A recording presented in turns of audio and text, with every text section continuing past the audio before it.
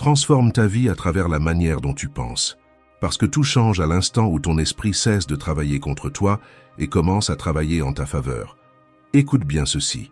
Tu n'as pas besoin d'attendre que la motivation arrive pour agir. Tu n'as pas besoin de te réveiller en te sentant fort pour commencer à changer ta vie. Ce dont tu as besoin, c'est de prendre une décision. Et les vraies décisions créent du mouvement, même lorsque la peur est encore présente. Peut-être qu'aujourd'hui, il y a de la confusion dans ton esprit. Peut-être que tu es fatigué de commencer puis d'abandonner. Fatigué d'avoir l'impression que ta vie n'avance pas. Fatigué de porter des pensées qui affaiblissent ton énergie avant même que la journée commence. Mais comprends une chose, tant que tu continueras à nourrir le doute, la peur et le pessimisme, ton esprit continuera à saboter chaque opportunité qui apparaîtra devant toi. La vie d'une personne dépasse rarement la qualité des pensées qu'elle répète chaque jour. C'est pour cela que les stoïciens étaient tellement obsédés par le contrôle mental. Ils comprenaient qu'il existe une bataille à l'intérieur de chaque être humain. Et celui qui perd cette bataille intérieure finit par perdre sa posture, son courage, sa discipline et même son propre destin, alors qu'il avait le potentiel pour une vie extraordinaire. Un esprit entraîné crée de l'action. Un esprit désorganisé crée des excuses. Un esprit renforcé supporte la pression. Un esprit faible transforme la moindre difficulté en abandon. Maintenant, imagine l'impact de te réveiller chaque jour en renforçant des pensées de clarté, de confiance et de direction. Imagine arrêter de négocier avec la procrastination. Imagine regarder les problèmes sans te sentir inférieur face à eux. Parce que lorsque ton esprit change, tes décisions changent. Et lorsque tes décisions changent, toute ta vie commence à sortir du même cycle. C'est pour cela que cette vidéo n'est pas simplement une motivation passagère. Ce que tu entends ici est un appel à reprendre le contrôle de ton propre esprit. Dans les prochaines minutes, tu vas apprendre des principes qui renforcent ton courage, augmentent ta discipline et réorganisent la manière dont tu réagis à la vie. Le moment est venu d'arrêter de vivre en pilote automatique. Le moment est venu d'arrêter de livrer ton esprit à la peur. Le moment est venu de reprendre le contrôle. Alors prends cet engagement maintenant. Écris en commentaire « Mon esprit a une direction ». Parce que toute transformation commence lorsque tu décides que tu ne penseras plus de la même manière que celle qui a détruit ton énergie jusqu'ici. Respire profondément, redresse ta posture et viens avec moi pour la première leçon. 1. Votre réalité naît d'abord dans votre esprit. Avant que quoi que ce soit n'arrive dans votre vie, cela s'est déjà produit dans votre tête. Avant l'action, le résultat, la réussite ou l'échec, il existe une pensée, et c'est elle qui décide de tout. Tout ce qui se passe à l'extérieur commence à l'intérieur. La façon dont vous pensez est la fondation invisible de votre réalité. Si vous vous réveillez chaque jour avec l'esprit plongé dans le doute, la peur et les plaintes, le monde vous paraîtra lourd, injuste et épuisant. Mais si vous vous levez en décidant de vous concentrer sur ce que vous pouvez construire, alors le même monde, le même décor, se transforme en un terrain fertile, rempli de possibilités. La différence ne se trouve pas dans les circonstances, elle se trouve dans la manière dont vous les regardez. Pensez à l'appareil photo de votre téléphone. 2 personnes peuvent photographier exactement le même paysage, le même jour, à la même heure. Mais si l'une utilise une lentille sale et l'autre une lentille propre, les photos seront complètement différentes. Le paysage est le même. Ce qui change, c'est l'instrument qui capte. Votre esprit est cette lentille, et lorsqu'il est brouillé par des pensées négatives, tout ce que vous voyez paraît laid, déformé et sans éclat. Mais quand vous apprenez à la nettoyer, quand vous changez votre focalisation, votre ton intérieur, le dialogue avec vous-même, alors toute votre vie commence elle aussi à changer. Et ce changement n'est pas seulement émotionnel, il est structurel. Votre cerveau, vos habitudes et vos émotions commencent à s'aligner avec ce à quoi vous pensez régulièrement. La pensée est le point de départ de tout. Elle détermine vos décisions, façonne vos comportements et attire le type d'énergie que vous entretenez. Pensez à ceci. 2 hommes peuvent marcher sur la même route. L'un voit la poussière, la fatigue et les obstacles. L'autre voit un chemin, un but et un apprentissage. Rien n'a changé à l'extérieur, mais tout a changé à l'intérieur. C'est la même route qui produit 2 destins différents, parce qu'elle a été traversée par 2 esprits différents. Voilà la véritable force de la pensée positive. Ce n'est pas faire semblant que tout va bien. C'est choisir l'attitude que vous allez garder. Ce n'est pas nier la douleur, c'est décider quoi faire avec elle. Ralph Waldo Emerson disait « L'homme devient ce à quoi il pense toute la journée ». Cette phrase est une loi. Ce que vous cultivez en silence deviendra votre voix. Ce que vous répétez dans votre esprit deviendra votre destinée. Alors observez vos pensées. Quand vous vous réveillez, quand vous travaillez, quand vous rentrez chez vous, ce qui traverse votre esprit est-il en train de vous renforcer ou de vous paralyser? Est-ce vous qui dirigez votre esprit ou est-ce que vous ne faites que réagir à lui? La différence entre ceux qui avancent et ceux qui restent bloqués vit exactement dans cet instant, le moment où vous décidez d'arrêter d'obéir à vos pensées et de commencer à les diriger. Celui qui ne dirige pas son propre esprit finit dirigé par lui, et presque jamais vers un bon endroit. Penser positivement n'est pas de la naïveté, c'est de la maîtrise de soi. C'est se dire « Je choisis de rester calme, même au milieu du chaos. Je choisis de voir une issue, même entourée de murs. » Et lorsque ce choix devient une habitude, la vie cesse d'être quelque chose qui vous arrive et devient quelque chose que vous construisez. 2. Votre état actuel ne définit pas votre destinée. Vous n'êtes pas votre pire journée. Vous n'êtes pas votre compte bancaire dans le rouge, ton parcours professionnel au point mort, votre relation qui s'est terminée. Tout cela indique seulement où vous êtes, pas qui vous êtes. Et confondre les deux est l'erreur qui garde beaucoup de personnes prisonnières pendant des années. Votre réalité ne définit pas qui vous êtes, elle montre simplement où vous en êtes. Certaines personnes regardent leur situation actuelle avec honte, peur ou impuissance, comme si le présent était un verdict. Mais le présent n'est qu'un chapitre, pas le livre entier. La page d'aujourd'hui est peut-être difficile, mais l'histoire continue de s'écrire et l'auteur, c'est vous. Personne ne juge un livre sur sa page la plus douloureuse. Alors pourquoi feriez-vous cela avec votre propre vie? Et si, en ce moment, vous avez l'impression d'être loin de l'endroit où vous vouliez être, comprenez ceci. La distance n'est pas une défaite, c'est une direction. La distance mesure seulement tout ce qu'il reste encore à faire grandir, pas à quel point vous avez échoué. Celui qui est loin de sa destination est encore sur le chemin. Celui qui a abandonné, lui, a cessé de mesurer. Ce qui vous sépare de la vie que vous désirez, ce n'est pas le temps, c'est l'état d'esprit. Si vous commencez votre journée avec foi, avec concentration et avec détermination, quelque chose en vous s'aligne, et ce qui était bloqué commence à bouger. Pensez à cette femme qui vit seule, entourée de factures, de peurs et de doutes, et qui décide malgré tout de faire ce qu'elle peut. Elle range la maison, nettoie le sol, prépare un café et écrit sur une feuille, un jour après l'autre. À cet instant, elle n'a pas encore changé le monde, mais elle a changé l'atmosphère à l'intérieur d'elle-même. Et c'est ainsi que commencent tous les tournants. Toute grande transformation commence discrètement, dans un geste que personne ne voit, dans un jour que personne n'applaudit. La réalité n'est pas votre ennemi, c'est le décor dans lequel vous entraînez votre foi. Vous n'êtes peut-être pas encore arrivé, mais vous avez déjà commencé à marcher dans la bonne direction. Et la destinée, inévitablement, répond à celui qui avance avec conviction. Le premier pas pour changer le monde autour de vous, c'est de changer le ton de votre esprit. Observez ce que vous vous dites. Est-ce que vous vous encouragez ou est-ce que vous vous critiquez? Vous concentrez-vous sur ce que vous avez ou sur ce qui vous manque? Vous vous autorisez à rêver ou vous sabotez-vous avant même d'essayer?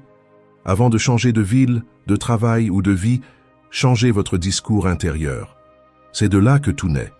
Le dialogue intérieur est la fondation invisible de la confiance en soi. Et tout véritable changement commence à cet endroit. Vous êtes le réalisateur de votre esprit, pas un simple figurant dans vos propres pensées. Si vous ne dirigez pas votre propre histoire, quelqu'un ou quelque chose le fera à votre place. Et rarement celui qui prend le contrôle du scénario de votre vie écrit une fin heureuse pour vous. Ne laissez pas les anciennes idées, les peurs répétées ou les croyances limitantes prendre le contrôle de votre histoire. Vous choisissez ce que vous cultivez, et ce que vous cultivez chaque jour devient le terrain de votre réalité. Épictète disait « Ce qui importe, ce n'est pas ce qui vous arrive, mais la manière dont vous réagissez à ce qui vous arrive. » Et c'est exactement cela. La victoire ne naît pas de l'environnement, elle naît de l'attitude. Deux personnes peuvent vivre la même chute. L'une se relève plus forte, l'autre finit par s'habituer au sol. La différence ne se trouve jamais dans la chute, elle se trouve dans la réponse. La pensée positive n'est pas une réaction automatique, c'est une pratique consciente. C'est regarder sa propre vie et dire « je peux repartir d'ici », et cela suffit. Alors ne vous laissez pas intimider par votre phase actuelle. Ce n'est pas un obstacle, c'est un entraînement. Et celui qui apprend à garder la foi au milieu des difficultés acquiert une force qu'aucune victoire facile ne peut offrir. Ce qui aujourd'hui semble être un poids deviendra demain une structure. Et ce qui aujourd'hui vous met à l'épreuve vous soutiendra demain. Parce que la vie ne façonne pas ceux qui ne font que recevoir, elle façonne ceux qui traversent les épreuves. 3. Arrêtez d'utiliser votre esprit contre vous-même. Remarquez une chose, vous n'êtes jamais seul. Même lorsqu'il n'y a personne autour de vous, il y a toujours quelqu'un qui vous parle, qui commente, qui juge, qui donne son avis sur chacun de vos pas. Cette personne, c'est vous-même. Et c'est pour cela que la façon dont vous parlez aux autres est importante. Mais la façon dont vous vous parlez à vous-même est décisive, parce que le dialogue intérieur est le système d'exploitation de l'esprit, et s'il est corrompu, tout ce que vous faites en sera affecté. Combien de fois vous surprenez-vous à dire « je n'y arrive pas, ce n'est pas pour moi, je fais toujours des erreurs ». Ces phrases paraissent inoffensives, mais elles fonctionnent comme des ordres mentaux. Le cerveau ne discute pas avec vous, il vous obéit. Si vous vous dites que vous êtes incapable, il agira comme si c'était vrai. Si vous vous répétez 1000 fois que vous êtes faible, à la 1001e fois, il y croira. La vérité, c'est que personne n'échoue par manque de potentiel. On échoue par excès d'autocritique. Vous vous convainquez que vous n'êtes pas prêt. Et cette croyance finit par devenir votre réalité. C'est comme un juge qui condamne l'accusé avant même le début du procès. Sauf que dans cette histoire, le juge et l'accusé, c'est vous. Voilà pourquoi la première transformation que vous devez faire ne concerne ni votre corps, ni votre routine, mais le langage avec lequel vous vous traitez. Imaginez votre esprit comme une maison. Les mots que vous utilisez sont les meubles. Si vous remplissez cet espace de phrases de culpabilité, de doute et de peur, il est impossible d'y vivre en paix. C'est comme essayer de se reposer dans une pièce remplie d'épines. Mais lorsque vous commencez à remplacer le « je ne peux pas » par « je suis en train d'apprendre » et le « je suis un échec » par « je suis en construction », alors quelque chose change profondément. Vous cessez d'être votre ennemi et vous devenez votre propre allié. Sénèque disait « Aucun vent n'est favorable à celui qui ne sait pas où il va ». Et votre langage intérieur est le gouvernail qui dirige ce vent. Celui qui passe son temps à s'attaquer avec ses propres mots finit à la dérive. Mais celui qui se parle avec clarté, fermeté et intention commence à prendre le contrôle de sa propre destinée. Alors, observez ce que vous vous dites chaque jour. L'esprit croit à la répétition, pas aux intentions. Répétez le courage, et il apprendra le courage. Répétez le doute, et il apprendra la peur. Vous ne devenez pas ce que vous désirez, vous devenez ce que vous répétez. Corriger vos dialogues intérieurs, c'est changer le ton de votre conscience. C'est choisir des mots qui construisent, et non des mots qui sabotent. C'est comprendre que chaque phrase que vous vous adressez est une graine, et que le jardin de votre esprit fleurit ou pourrit selon les mots que vous y plantez. À partir d'aujourd'hui, chaque fois que vous vous entendrez dire quelque chose de négatif, arrêtez-vous, respirez et reformulez. Transformez le « je ne peux pas » en « je ne peux pas encore ». Remplacez le « je n'ai jamais réussi » par « j'essaie encore une fois ». Remplacez le « je suis comme ça » par « je change petit à petit ». Ces petits changements ressemblent à des détails, mais ce sont des actes de pouvoir. Parce que changer la phrase, c'est changer la direction. Bien parler au monde commence par bien vous parler à vous-même, lorsque personne ne regarde. Et quand cette voix intérieure devient votre allié, au lieu d'être votre bourreau, penser positivement cesse d'être un effort. Cela devient une conséquence. 4. Entraîne ton esprit jusqu'à arrêter de douter de toi-même. L'insécurité ne disparaît pas parce que tu la demandes. Elle disparaît parce que tu t'entraînes. Celui qui attend que la confiance arrive comme un cadeau attend toute sa vie sans bouger. Celui qui s'entraîne conquiert. La confiance ne naît pas du hasard, elle naît de l'entraînement. Elle est comme un muscle. Plus tu l'exerces, plus elle devient forte. Et cet entraînement commence chaque jour, au moment même où tu te réveilles. La première voix que tu entends le matin est celle qui décide si ta journée sera guidée par la foi ou par la peur. Et cette voix, c'est la tienne.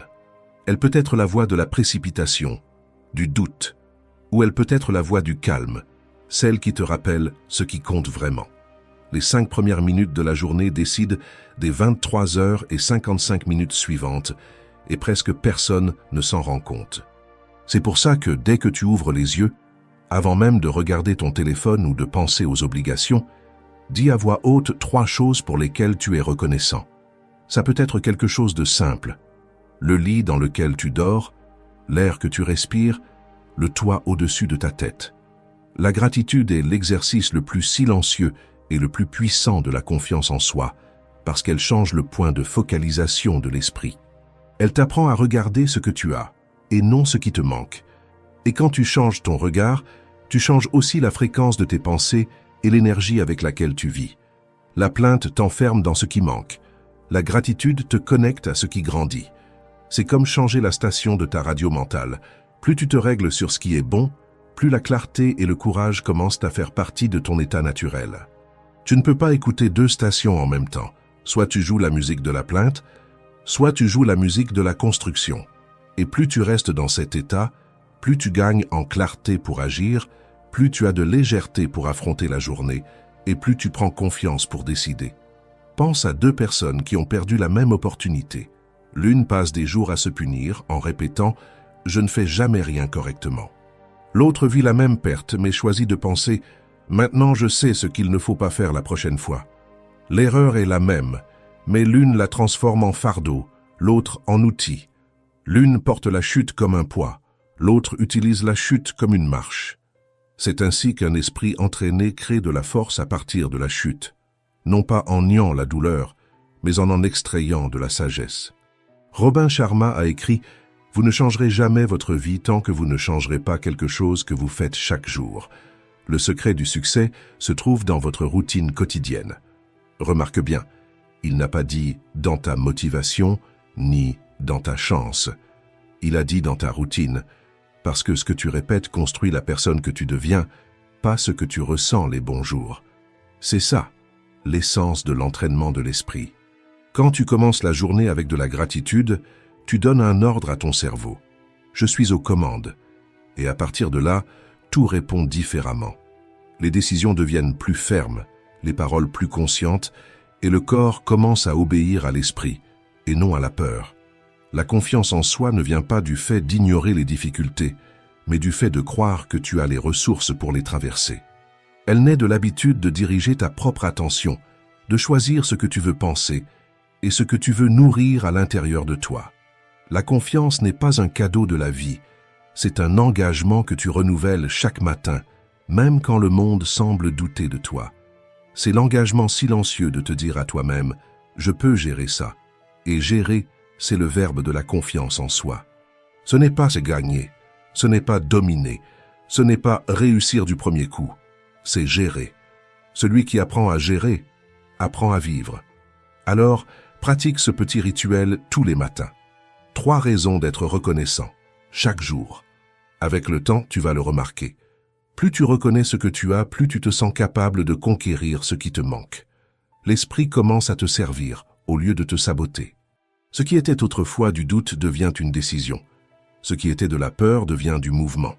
Cette pratique simple reprogramme ton cerveau. Tu apprends à voir l'abondance, même là où avant tu ne voyais que le manque. Et quand l'esprit apprend à commencer la journée avec de la gratitude, le corps entier commence à agir avec confiance.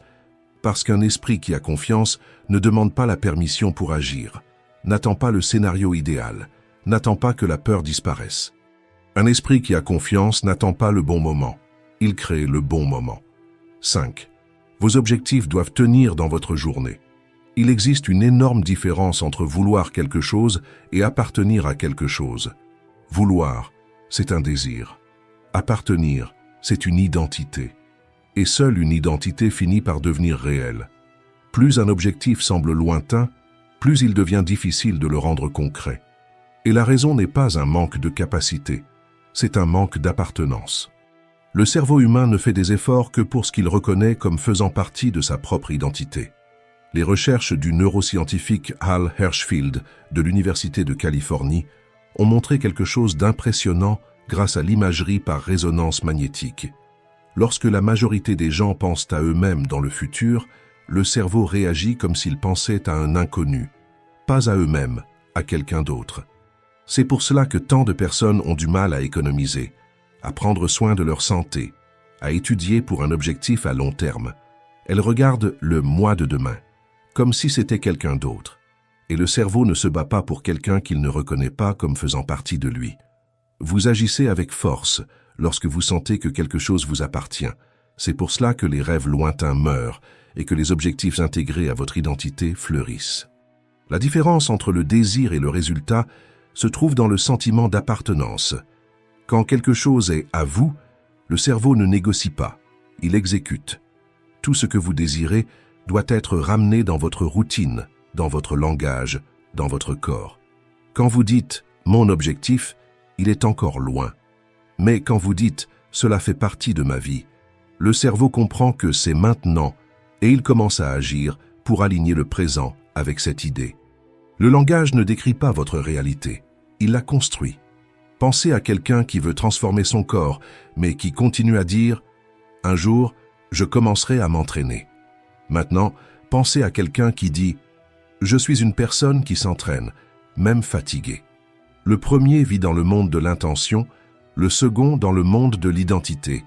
Et c'est pour cela que l'un reste dans le désir, pendant que l'autre évolue. L'un attend le bon moment, l'autre est devenu le bon moment.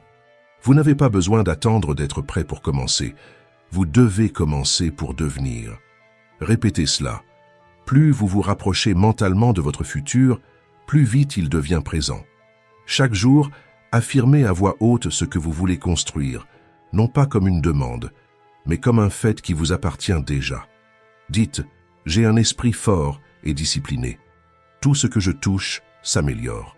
Je suis capable de réaliser ce que je décide. » Peu importe si au début, vous n'y croyez pas encore.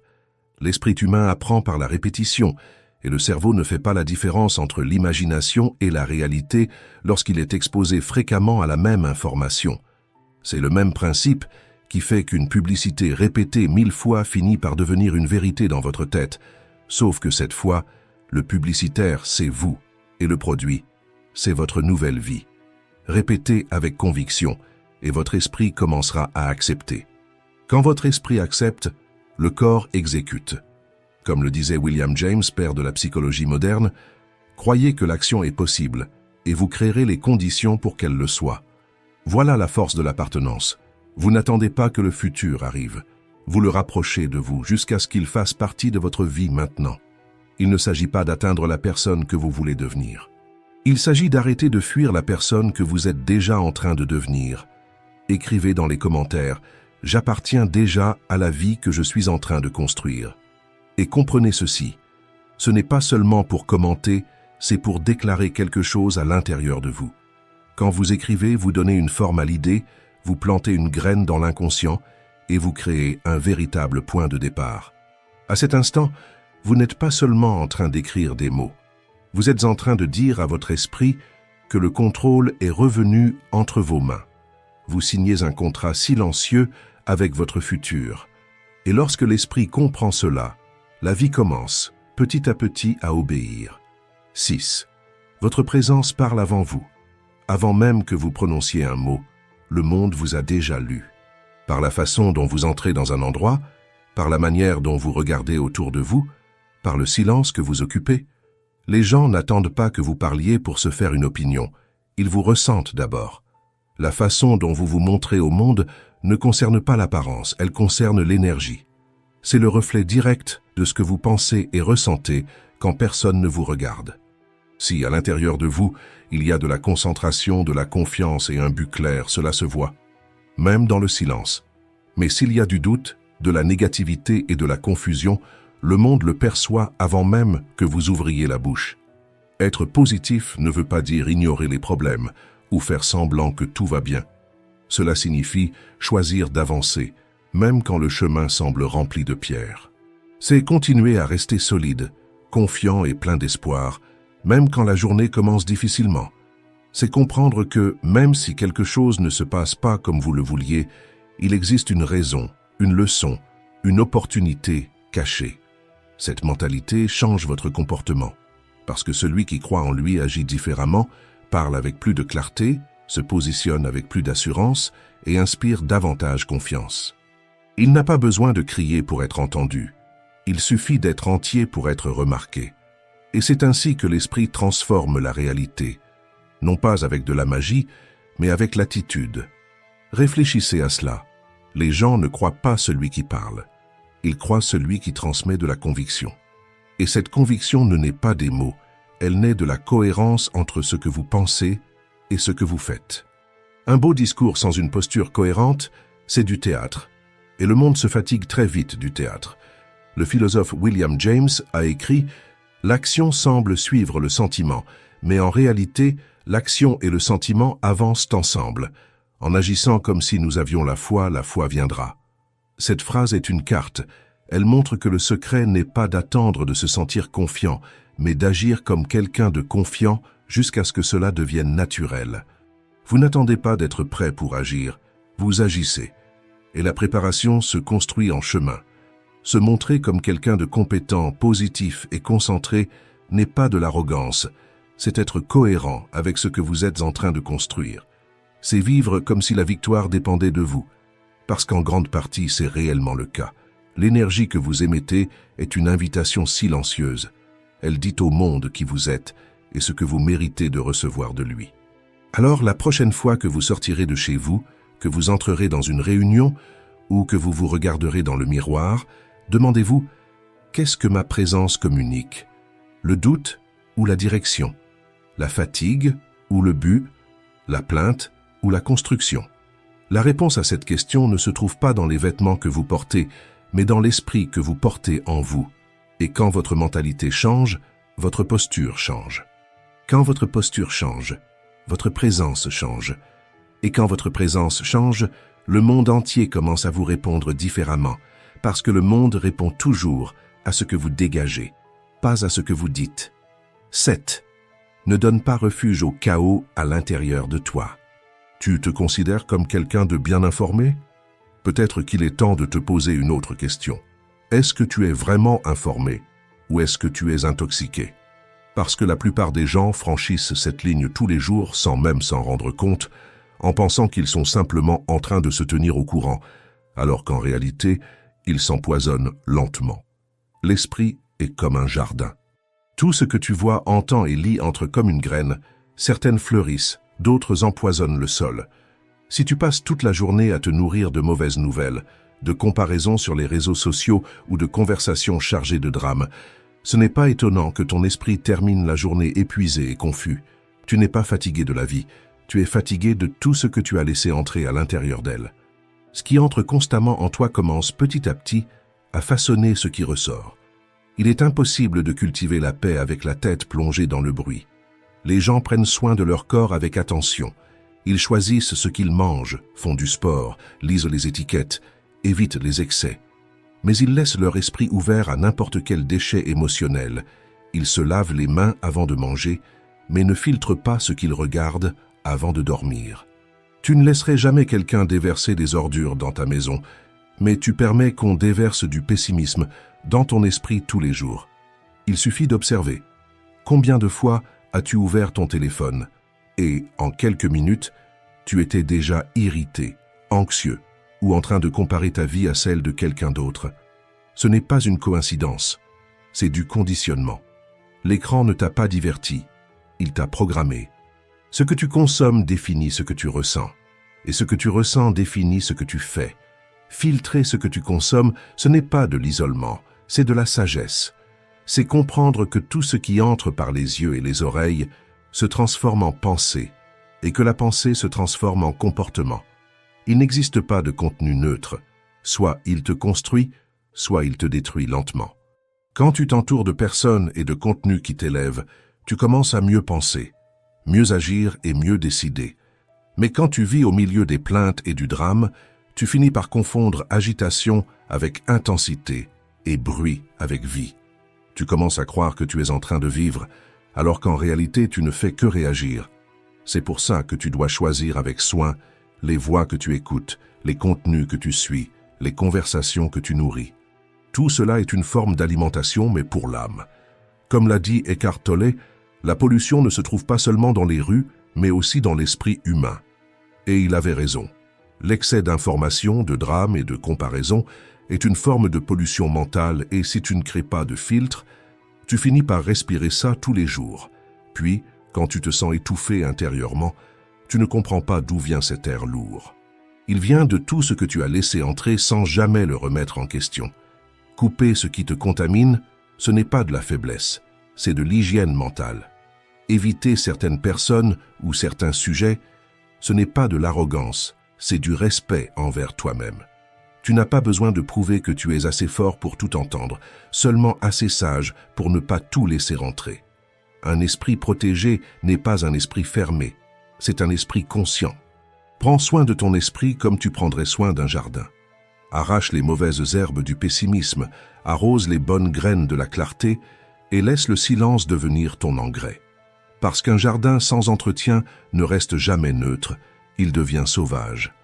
Au final, ce qui grandit à l'intérieur de toi est exactement ce que tu choisis de laisser entrer. Et ce que tu laisses entrer aujourd'hui sera ce qui dirigera ton esprit demain. Tu ne récoltes pas ce que tu désires, tu récoltes ce que tu consommes. Alors demande-toi tous les jours, avant d'ouvrir n'importe quel écran, n'importe quelle conversation, n'importe quelle porte, est-ce que c'est une graine ou est-ce que c'est du poison? 8. Aujourd'hui, ta confiance doit parler plus fort. Tout change quand tu décides de croire en toi, pas après que les choses commencent à fonctionner, mais avant. Le véritable tournant commence quand, même sans preuve, tu choisis d'agir comme quelqu'un de capable. Parce que croire, ce n'est pas attendre la confirmation du monde, c'est construire cette confirmation à l'intérieur de toi, brique après brique, action après action. Une mentalité gagnante ne naît pas par hasard, elle naît de la pratique. Jour après jour, tu renforces ce muscle invisible qui te soutient quand plus personne ne croit en toi. Et comme chaque muscle, il fait mal avant de grandir. La chance n'apparaît pas, elle se construit pas après pas, par les mains de ceux qui n'abandonnent pas. La vie n'a jamais été une ligne droite. Nous traversons tous des périodes sombres. Moi aussi, j'ai traversé les miennes. Il y a eu une époque où je n'avais pas d'argent, pas de direction. Je dormais dans un petit appartement vide. Les murs semblaient plus hauts qu'ils ne l'étaient vraiment. Le silence, plus lourd. Mais à l'intérieur de moi, il y avait une étincelle, un minuscule espoir. Et cela a suffi pour commencer. Parce qu'aucun incendie ne commence immense. Tout ce qui brûle intensément a commencé petit. C'est à ce moment-là que j'ai compris quelque chose qui change tout. Le pouvoir du dialogue intérieur. Ce que tu te dis quand plus personne ne t'écoute, c'est ce qui détermine la direction de ta vie. Écoute bien. Les mots que tu répètes en silence ont plus de force que n'importe quel conseil qu'on pourrait te donner. Si, quand tu échoues, tu te dis « je suis inutile », ton esprit enregistre cela comme une vérité. Mais si tu te dis « cela fait partie du processus, je vais m'améliorer », alors ton esprit commence à se reprogrammer. Et peu à peu, la confiance revient, la force revient, la foi en toi renaît. Pas d'un seul coup, pas avec des feux d'artifice, mais comme une lumière qui grandit lentement jusqu'à tout illuminer. Tu n'as pas besoin de croire totalement en toi dès le premier jour, tu dois seulement arrêter de t'attaquer toi-même. Avant d'apprendre à te complimenter, apprends à arrêter de te détruire. La confiance en soi n'est pas un cri de victoire, c'est un murmure qui se répète jusqu'à devenir une conviction.